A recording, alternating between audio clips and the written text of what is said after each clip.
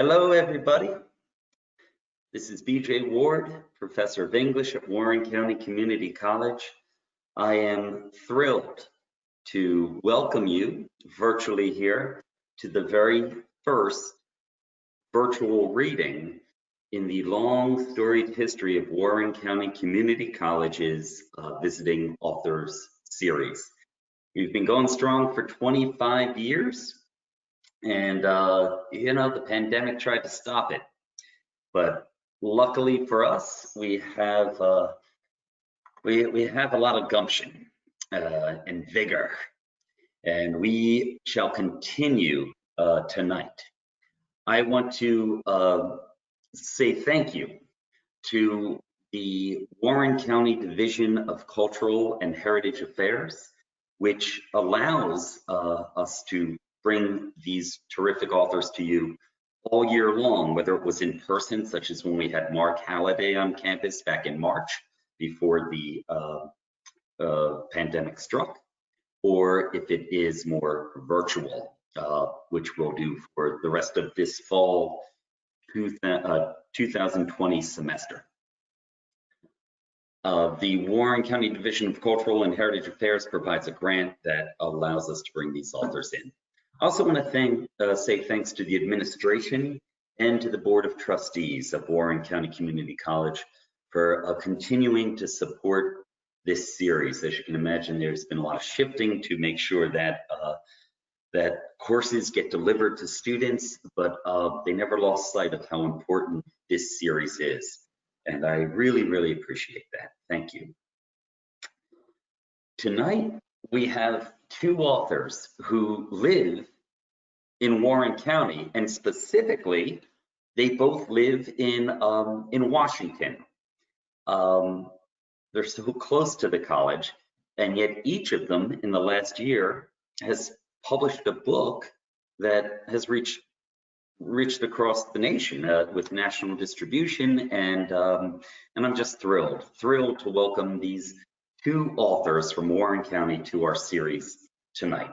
Each of them will read for 15 or 20 minutes, and then we'll come back. I'll take questions from the audience. You'll see a little question box where you'll be able to submit your questions, and I'll probably select 2 or 3 to read to Sung and Ysabel, and that'll be the whole event. So again, welcome. I hope you enjoy. Our first guest is Ysabel Y Gonzalez. Originally from Newark, New Jersey, and now living here in Washington, New Jersey. She received her BA from Rutgers University, an MFA in poetry from Drew University, and she works as the assistant director for the poetry program at the Geraldine R Foundation. She has received invitations to attend VONA, Tin House, Ashbery Home School, and BOAAT Press workshops. A CantoMundo Fellow, Ysabel has published work in Paterson Literary Review, Tinderbox, Anomaly, Vinyl, and Waxwing Literary Journal. And she is the author of Wild Invocation, published just last year by Get Fresh Books. The Los Angeles Review praises the poems in Wild Invocations, stating, quote, "These are poems for the party animal and the lovesick. Poems to dress our wounds with, poems that, like the sky, can withstand what is elemental or evil and still produce beauty and wonder. These are poems to return to, anthems to rally around, songs of the love we feel," end quote. I agree with this. Ysabel Y Gonzalez is a poet who sings as she takes aim at injustice. Is she trying to heal or destroy in these poems? Both, I say, for they rise out of the same energy, a love of the family and a love of the stranger. Again, in Ysabel Gonzalez's poetry, that might be the same thing. I'm delighted to welcome Ysabel Y Gonzalez. So great to be here. Thank you for having me, BJ. I'm so excited to read Thanks and for share my poems tonight. And I hope everyone just keep an ear out for whatever sticks, and hopefully you find something in my poems that resonates. I'm going to start with a couple poems from Wild Invocations. This first poem is called Body Invocation. I want to be a burn, scorch a throat, lift the tongue in praise, flame preaching in the mouth. Worship me as I ascend. Can you love wildfire? I am always an ocean, jellyfish jaw clamped, fish knotted in schools at the throat, whales curl into my folds, and horsefish hide in my tousled strands. Some days I fillet my feet to let the salt out. I will never be pine. The soil disgusts me, mocks my bone. I punish dandelions with a blow for every falling leaf. For this, the wood cackles, carves my name into its bark. I want to brand somewhere you'll never forget. Body, I promise you, I can change. So, yes, I am now a Washington resident. So excited. We moved here about a year and a half ago. And just getting used to this beautiful land and having all this land. And a lot of this book talks about growing up in the city. And I have some poems later that really reflect and talk about the green in this in Washington and the love of that. But I'll read my next poem, which is True Story, Weight of Extinction, from my best friend, Crystal. My best friend rumbles in bed as we share a hotel room and admits to me she's afraid she'll have a heart attack tonight. It's the fries, along with the worry that her young black son will be done in by the cops because of his drunken stupor. 2 a.m. and we cannot sleep. Her phone keeps ringing, and my phone won't ring. I wonder how much fat was in the vanilla milkshake I had earlier today, and as I count sheep, I think about all the ways my best friend and I fold, gorgeousness in our thighs, dimples, backside curves, our chunky midsections crisply curling into other fleshy parts. I love us in all our plus-sized glory, but also cannot understand the thread between a burger and elation sewn together like cotton underwear. We pull at the elastic to smooth it on, tug at the fly-away fabric where it doesn't belong. I love us even when they say I shouldn't, with my bestie holding white covers up tight to her face, even when fat claims a heart. I love the way my heart is cradled by fat, chocolate nestled delicately in red foil wrapper, thumping buried treasure, pocketed fruit, a rose tucked inside a man's jacket. I love us even when our bodies ask why, and love my body even when it thinks it belongs only to itself. This weight, this creeping toward extinction, what body hasn't done this before?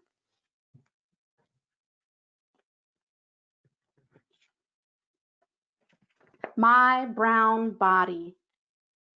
My brown body is inherited along with its jeweled head split on a curb, blood lingering on pavement. It is the red birthmark of a nation, and I can't stop clawing at my mother's scar, incessant legacy carved into my flesh, initials in oak. I own a crowned tongue steeped in men who took pleasure in my mother's mother's mother, found joy in desecrating a body. The women before me thread violence to themselves, welting wounds into offspring. I deliver the ache, but not the why or how of it. My body remembers history even when my brain is muddled, as if one leg is shorter than the other, a hobble reminding me this body's belonged to others. It will see the same open casket, bear the same brown, bruised face, mouth twisted open, as if to say it remembers resistance.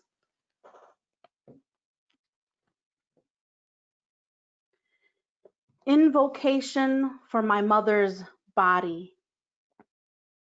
My mother's body survives by growing a second head. A second head that remembers a man's beating.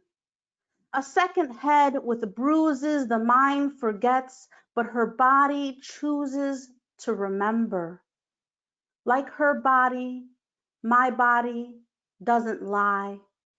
Will not lie. It says, remember the man, remember the punch, remember the bite, remember the push that sent your mother tumbling. And if my brain wakes, when my brain wakes to a man looming over, gripping my shoulder's cuff, my body will sprout another head, two talking heads saying, a body has done this before. My body betrays my mind, betrays a forgetful mother with suckling mouth, my suckling mouth reminding me, reminding her how thirsty a body can be for love. Mother, teach me to unleash, unravel a memory that kills a head.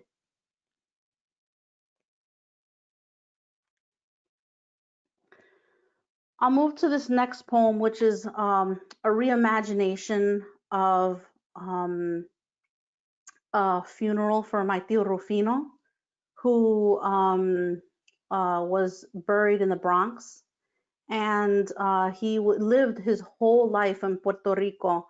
And so this is a reimagination if he had been buried in Puerto Rico. His spirit is there. And I call this poem Invocation for Theo Rufino, Buried in the Bronx, a funeral translation. We are a trail of hummingbirds, following nectar's smell. The flower opens further down the road. Theo Rufino's house buried in mountain green in Puerto Rico.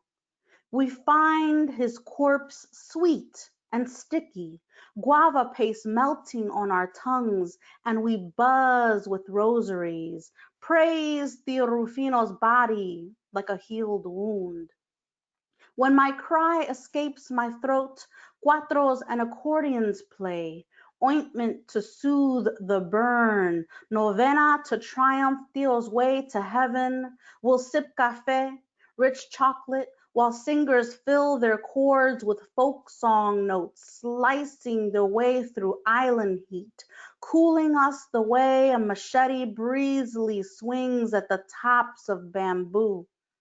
Our send-off has favors, queso blanco and bread, 9 jubilant nights brimming with coqui chants. A party in Puerto Rico for a man who lived. Ay, Rufino, you can almost see his head nodding to the music.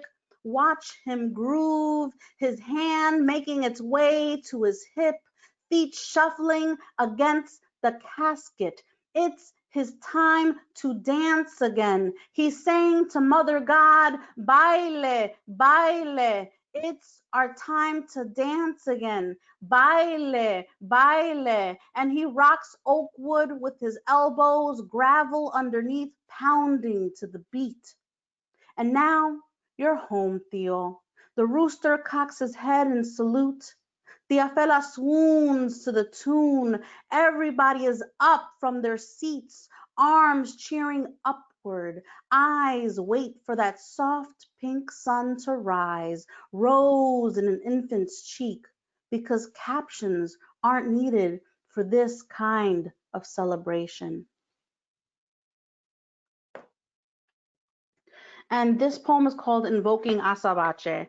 And for some of you out there, you might know an asabache is sort of an obsidian pendant that Latinx cultures usually pin on babies' diapers to protect them from the evil eye. I received an asabache from my grandmother when I was much older, and I have it on a necklace that I wear. And so this is a closing poem in this book, Wild Invocations, Invoking Asabache. Martyred mother, pin me close to La Figa, an asabache, fist full of a peeking thumb. How the amuleto came to be is this. Tia Sola did not only make sancocho. In Puerto Rico, she had a room on the side where she pulled a memory placed in my mind to run a backward timeline. I see her pressed palms now pushing back against cracked recollections. A cigar smoke spell seeped from her lips into mommy's nostrils as a translation was made. I believed.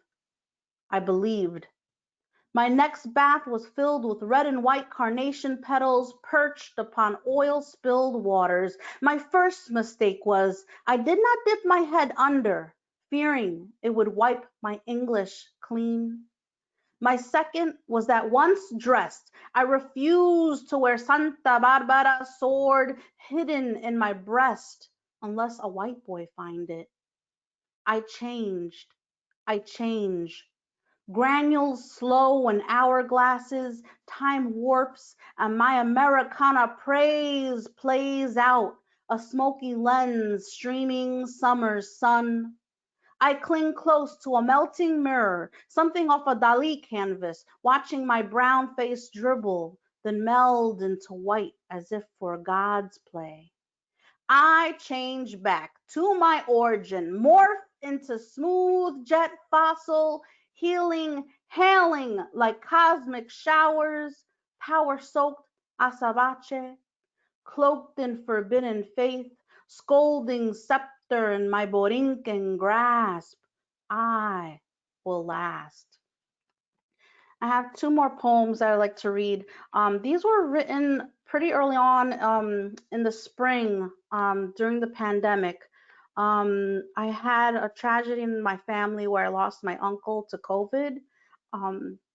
So this next poem is for him. It's about him. It's about my own dealings with being, sheltering in place and grappling with depression while we're all sheltering in place. And it's a whole series of poems called Chameleon. And so this is one of the Chameleon poems. It's called Chameleon, or a poem with colors. It's strange to love that glitter shines under the right light after a person dies. My sadness is in a bout with a pandemic. Their money is on the virus. Sometimes so is mine. I've made a living off being the underdog, life just a bit off balance to notice how I, too much, praise rays making a rainbow, always rooting for the streaming light. It's strange to love colorful skirts and blouses on my skin after death. They help blending in with other walking, talking people in my neighborhood. Doesn't clue them into the big blue whale in the pit of my belly, drawing me down into deep oceans crawling with life. I'm always the one that doesn't belong. 20 years ago, doctors admitted me to protect my body from my body. And here I am again wanting to wade to the top, turn my flesh aquamarine, develop gills, and push myself across waters with my great tail fin. Strange to love all my colors even more after the memorial. So I crawl beneath the sun and bathe under its warmth, hoist my belly up and disappear into every green tree. Some say the doctors got it wrong, I meld so well. Truth is, I adapt, I shapeshift, so perfect it hurts. It's strange to die over and over. Peeling off layers reveals a woman distracting you with her skin. I wonder what she truly looks like under it all. Is she still smiling? Are butterflies making a wreath upon her hair? Is she still dancing in bruised circles by herself? And I'll close with a poem that I mentioned earlier about how moving to Washington and Warren County, there's just so much green, so much land, so much beauty out here. I'm so grateful that my husband and I moved here and we own a home now in Washington. We're so happy. And this is really about the way I've delved into gardening and the green. Again, the title is Chameleon, or Now I Love Green. Rearing a garden bed becomes my undoing. Newark native, Bronx bred girl, now wrapping myself in green. I peel away the soft concrete stuck to the soles of my sneaks. I'm unglued from the streets and run the night with peach trees, standing firm, limbs raised to dark skies like a fist. Roses unfurling, my deepest regret, not learning how to carry a flower without thorny breaks in my skin. I should have paid closer attention to my mother sliding between stems and stalks, a panther on the prowl. When I'm knee deep in soil, I wonder if any foliage will sprout from the young sapling before me and ask, can the inheritance of a perfect sage thumb skip a daughter? My grandmother started it all, the pots and rich dirt beds, her voice calling down rivers of island water, the chilling way blossoms opened at her caress, how she easily lulled weeds away. I once insisted on tuning into thumping bass beats pouring through my headphones, and these days I listen for bulging peonies and palm. Not that you can't have both. And some might say, I now love green because gray hairs rooted themselves on my head. I would say, the earth beneath me believed I could care for it. One day you'll find ripe mangoes rolling around my Jersey backyard and think, she made so damn magic with this land. Thank you for spending time with me this evening. Thank you again, BJ and Warren County Community College, for having me here. So grateful to be here. And thank you. Thank you for listening. Oh, thank you. What a beautiful, beautiful reading. And not only the imagery, and what a perfect poem to end upon. The strange thing about this virtual experience is you can't hear the audience's reaction, but take it from me, that was absolutely gorgeous, Ysabel. So thank you. You know, when I teach my remote classes, sometimes it's like a seance. You know, you just see the initials and you say, it's like, are you here, Jacob? Are you here? And they say, yes, I'm here. I'm like, oh, it's like a seance.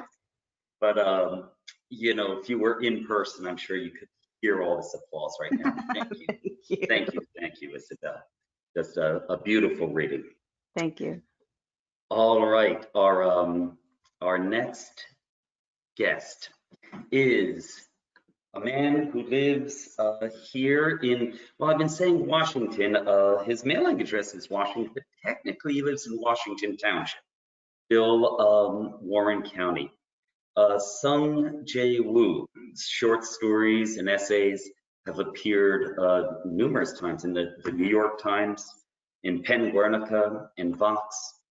He has written 3 novels, Love, which came out in 2015, Everything Asian, which was his debut novel in 2009, And that also won the 2010 Asian Pacific American Librarians Association Literature Award. And most recently, as in this year, he published Skin Deep, and that is the book from which he will read this evening. He's a graduate of Cornell University and has an MFA from New York University. And he lives possibly 2 miles from the college, somewhere around there. And he often comes and attends the readings, the Visiting Author Series, as an audience member. Always glad to see him.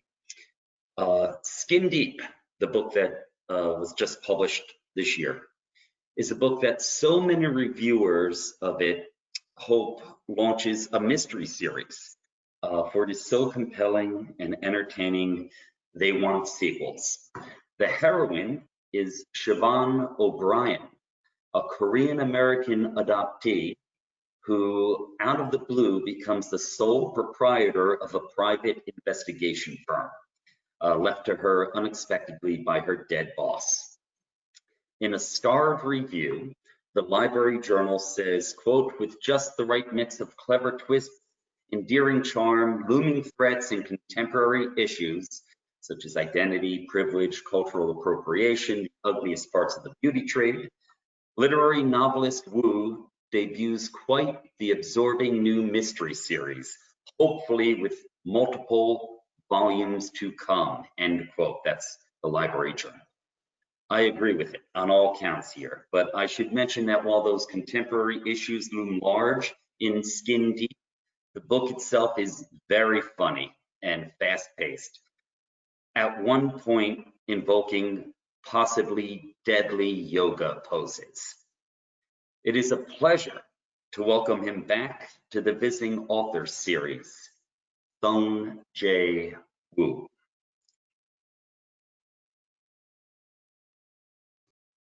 Hello there. There you are. Good to see you, so Thanks for joining us for this. Oh, well, thank you, BJ, and it's a real pleasure to be back virtually. And it's also a real pleasure to read with Ysabel. It was such a great bunch of poems that she read. So yeah, even though we are under kind of house arrest, I suppose, we can still do this, which is wonderful. So I will now read from my book, yes, Skin Deep, and it is first in a series. So, you know, well, I'm contracted to write another one, so we'll see how it goes after that, but at least there will be one more. Okay.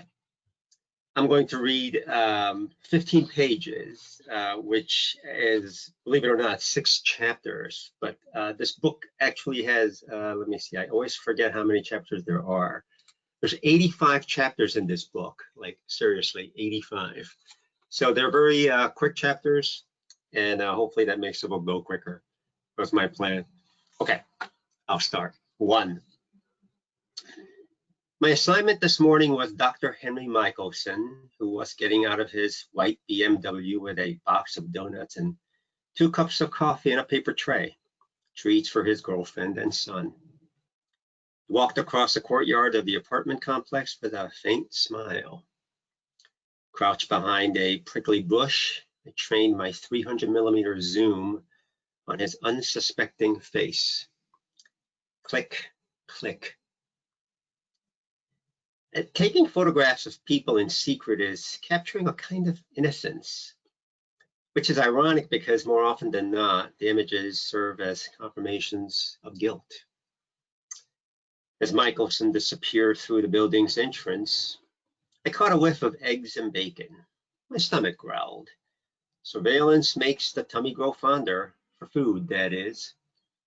I slipped the camera into my backpack and made my way to the shiny diner on the corner. Autumn chill had firmly descended here in upstate New York. It's the time of year when I feel like I'm either wearing too many layers or not enough. There's no in between. Today I was a wool scarf away from being comfortable.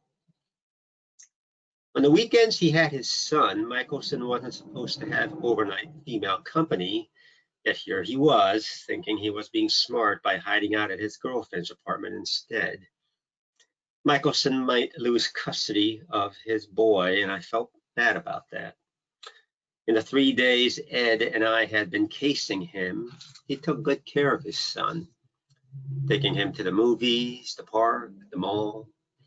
But he wasn't paying us. His pissed off ex-wife was. A bell on a string rang when I opened the door of the TikTok diner. Rush of warm air and the buzz of eaters greeted me. I had passed by this place a few times since their grand opening last month, but hadn't had the occasion to stop in. It didn't look all that different from its former incarnation. Time to eat diner. Like before, a gigantic round clock behind the counter grinned at me with oversized googly eyes. The new owner didn't want to spend money to redecorate, so they kept the same temporal theme. Just you, miss, the host asked. He was fat and jolly and was wearing a pretty obvious hairpiece that made his head resemble a Brazilian nut. Just me, I said. He led me to a cozy two-seater booth by the windows. The faux leather upholstery was cracked along the edges and taped at one corner with black duct tape, but it was still cushy and comfortable. Coffee, 2 eggs over easy, rye toast, home fries. If I could eat breakfast every meal, I would. I cleaned my plate before the waitress had a chance to refill my cup. Hungry, were we? She said. Very, I said, and handed her my credit card. She took it and was about to step away, but stopped.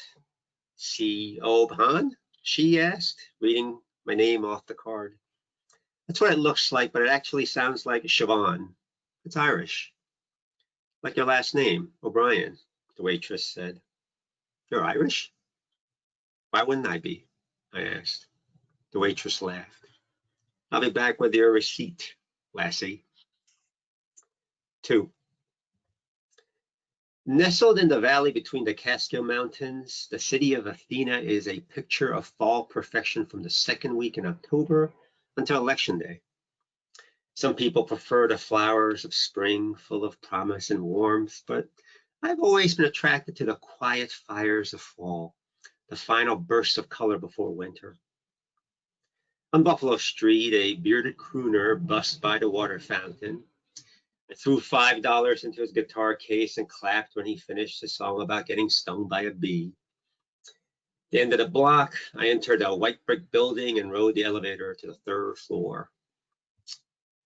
I was already excited for my plan to come in later in the week and surprise my boss, Ed, with a fresh coat of paint on the door of our office. Ed was not a fan of surprises, but I figured this was not a bad one, since I didn't plan on changing the color or anything. It was a heavy wooden door with a large translucent square window, the name of the firm stenciled on the glass, Ed Baker Investigative Agency. The door was painted black with dark gold trim, a reassuring combination of professionalism and class. Friday was my 2nd anniversary.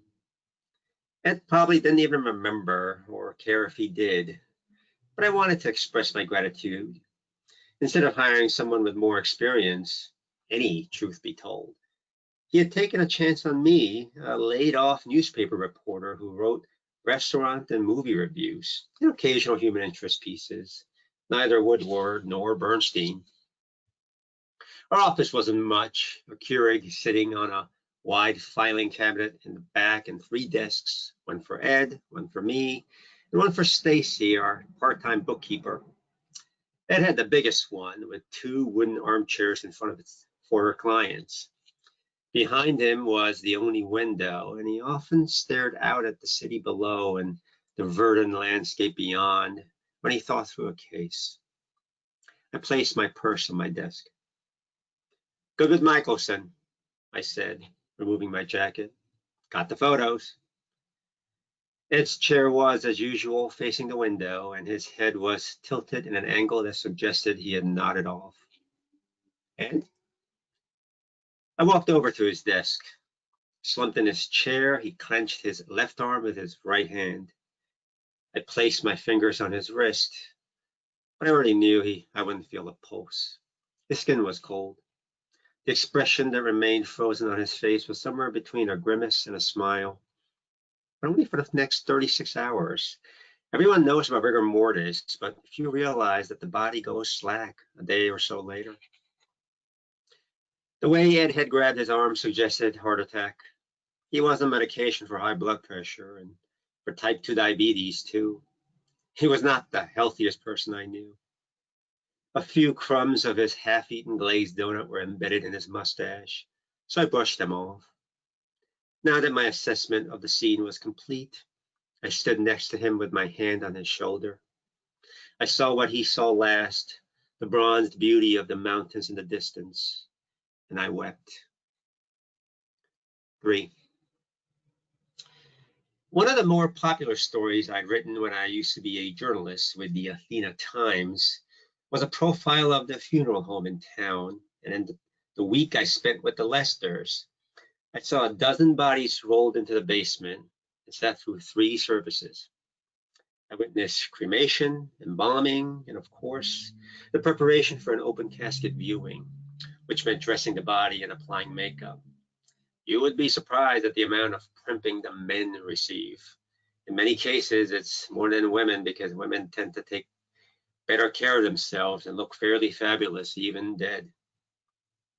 They had done a nice job with Ed, even shaped his unruly eyebrows. In a black suit and red tie, surrounded by folds of white silk, he looked at peace. I'd never seen Ed in any kind of formal wear, as his dress code for work was a button-down shirt and a pair of faded jeans. So it was odd to see him so prim and proper. It was almost like it wasn't him at all, but of course it was. The Lester family owned both Athena Funeral Home and Athena Ambulance Service. The oldest joke in town was that maybe they took their time to get to an emergency, so both of their businesses would benefit. I must have heard that joke a dozen times during my visits for my newspaper piece. And yet each and every time Gwen Lester smiled, shrugged, and said, "We are here to serve the citizens of Athena during their greatest times of need." I was glad she was taking care of Ed because there was no one else. Ed had a brother in Akron, but he was blind and couldn't be convinced to travel for the funeral. That was it for his family. His parents were long gone, and so were an uncle and an aunt, and he had never married. Including me, only 6 people attended Ed's service. I knew them all, as 3 were recent clients, and the other 2 were Keeler, an Athena cop who sometimes helped us with our cases, and our bookkeeper, Stacy. I kept telling him to stop eating those Cinnabons for breakfast, Stacy said. "But they're so good," I said, and I got her to do a half chuckle, half cry. "Gonna miss the big guy," Keeler said. "I miss him already," I said. The service took less than 15 minutes, and that was including me going up to the podium and muttering a few words of remembrance. I hadn't prepared anything, just said the usual things: a fine man, a great boss, etc. I'd only known him for a couple of years, but I spent more time with him than anyone else in the room, probably combined. And arriving at that fact made me sadder than anything. Stacy, Keeler, and I went out for drinks afterwards, but my mind drifted after a couple of rums and cokes. What the hell was I going to do now? I spent a couple of years as an apprentice to a private detective. Just got my license. The guy at the bureau had let me take the exam early thanks to a favor he owed Ed. But there was so much to this business that I knew nothing about. I could find another job with another agency, but which? I remembered a friend from a long time ago telling me that a shitty job with a good boss was better than a good job with a shitty boss. For the last 2 years, I had it great on both fronts, and now I was about to have neither. And did I mention I turned 40 a week ago? I don't care what they say, 40 is not the new 30. 40 is 2 drinks maximum, a bulky knee, and lower back pain. 4. When I arrived at the office next morning, a man in a suit was waiting outside the door. "Robert Schaefer." He handed me his card. "I was Ed's attorney, my condolences." I took a seat in one of the client chairs, so I sat behind Ed's desk. It was weird to see the office from this vantage point. My eyes kept drifting to my own empty desk. Ed's was just enormous, one of those steel jobs from the 50s. It had probably taken a team of weightlifters to move it in.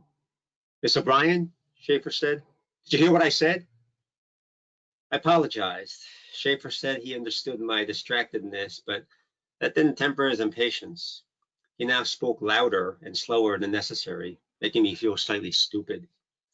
Ed left the firm to you, not you specifically, but to whomever was his partner, or if not a partner, then an assistant. You qualify as the latter.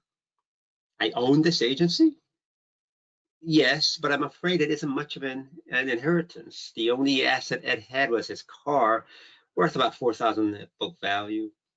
There are probably presently no sizable debts, so the business is not leveraged in any way, but there isn't much left in the operating bank account. Looking at the average rate of outflows, there's enough for the agency to run for 3 months if there was no new business coming in. I brought some paperwork with me, but please don't sign anything now.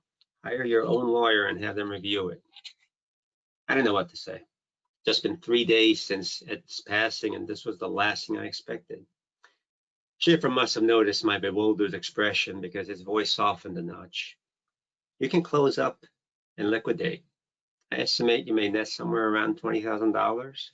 It would be like a severance. I nodded.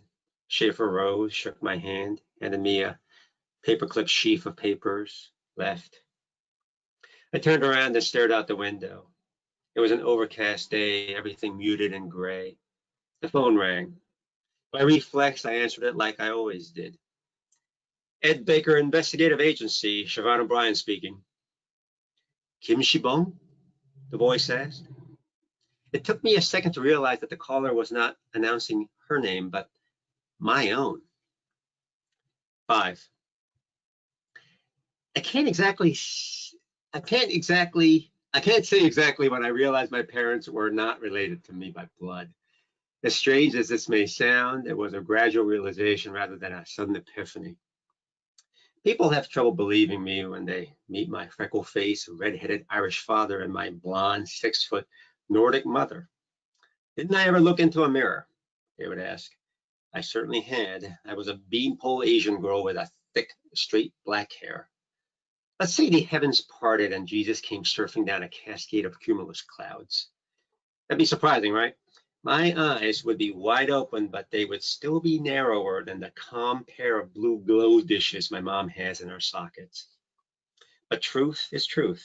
They were Dad and Mom, and I had no reason to think differently until other people's questions forced me to think. Like the time I got lost in the mall and the security guard wouldn't turn me over to my parents because she was convinced they were kooky kidnappers. Or the old lady at the grocery store who refused to believe me when I told her I was an American. But where are you really from? Was the question people eventually asked, and I did not have an answer. Adolescent years are difficult for everyone, but they were especially hard for me. The prime objective of a teenager is to be like everybody else, and I had been like no one else.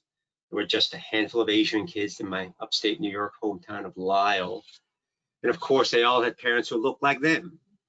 The technical name for a person in my situation was a transracial adoptee, but I was what I felt, a freak. When I turned 15, my parents sent me to St. Paul, Minnesota for 2 weeks.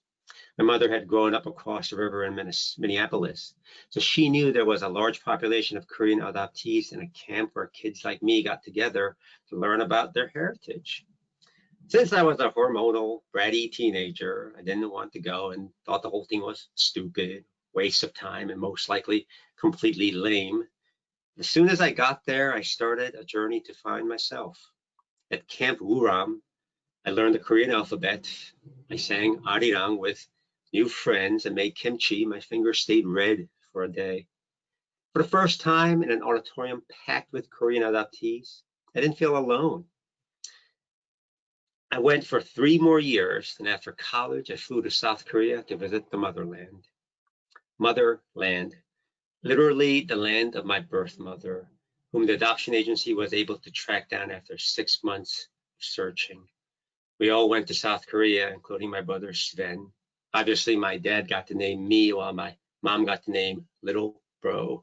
Sven is black, by the way. Nothing is simple in the O'Brien household. Sven was 8 then, sweet as anything, and amazed at how in the city everybody looked like me. All the babies, too, Sven said in the subway. They all stared at us, of course, a sea of black-haired and yellow-skinned people, my people. We hired a translator to come with us for the meeting with my birth mother, but there was almost no need, as my story was the default template of so many like me. My birth mother got knocked up after a one-night stand. The deadbeat took off, and since single mothers were shunned like lepers, and she had no support from her family, she had little choice but to give me away. I enjoyed meeting her. We shared the same high forehead, which for some reason didn't surprise me. What did completely disarm me was her laugh, because it sounded exactly like mine. I guess I thought my laugh was something I had created. As it turned out, it was more like my forehead. I don't know what I expected from meeting my birth mother. Catharsis, revelation?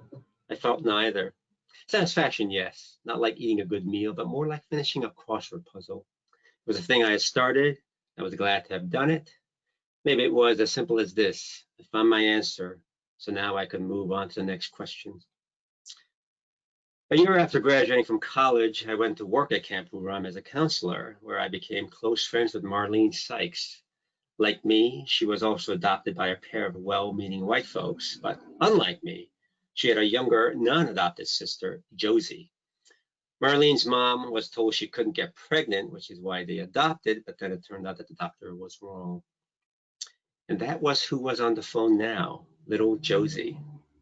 It didn't take me much time at all to identify her, the way she called me by my Korean name, something she used to do back when we all lived together in Rochester, me, Marlene, Josie, and an elusive fourth housemaid whom we had to scramble to replace a half a dozen times in the 3 years we shared in that big old house on Waring Road.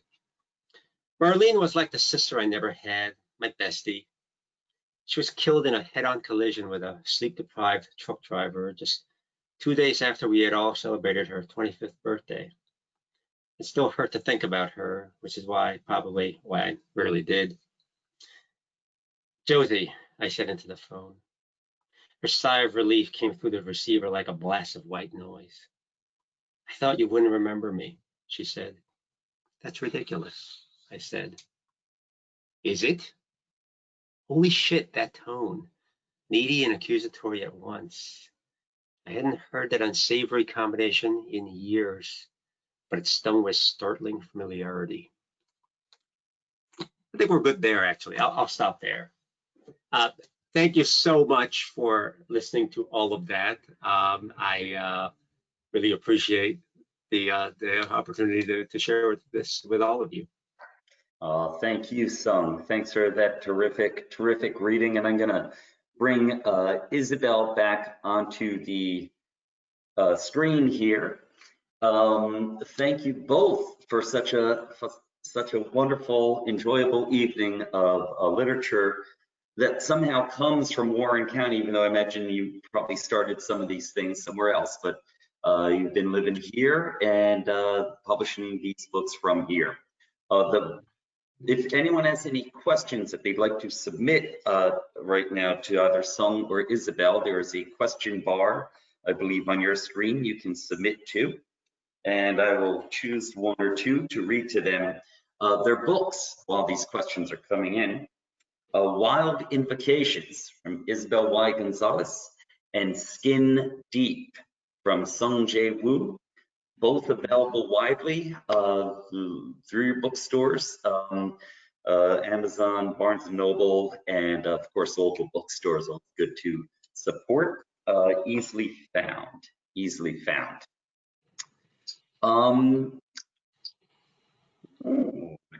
Few questions coming in. One is for Ysabel here.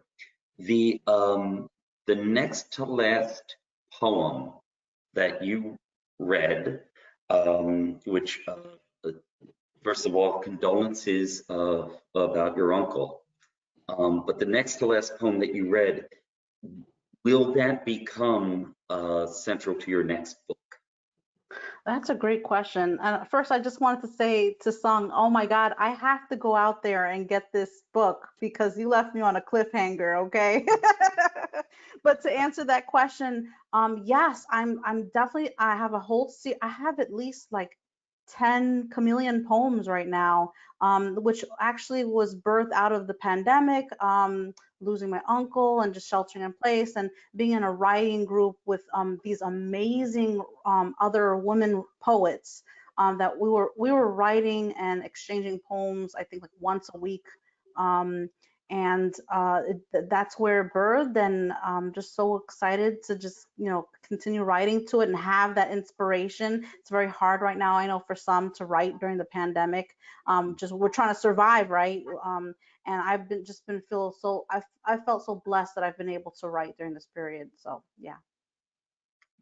Terrific, thank you. Sung, a question for you. How difficult is it to write from the perspective of a woman? The funny thing is, when I look back at all of my writing, I think I actually have written more from the point of view of a woman than a man. I think your last book, Love, they were alternating, right? The chapters alternated between the brother and a sister's perspective. Yes. Yeah, right. Exactly. Yeah, there was a half and half. Yeah, half the brother and half the sister.